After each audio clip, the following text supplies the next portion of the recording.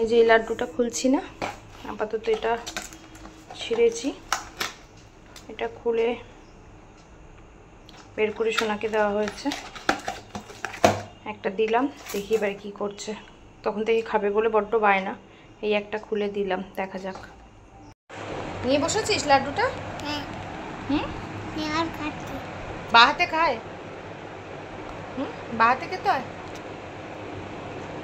খাও কই দেখি, কত খাবে তুমি, তখন থেকে চিল্লে ফাটিয়ে দিচ্ছ।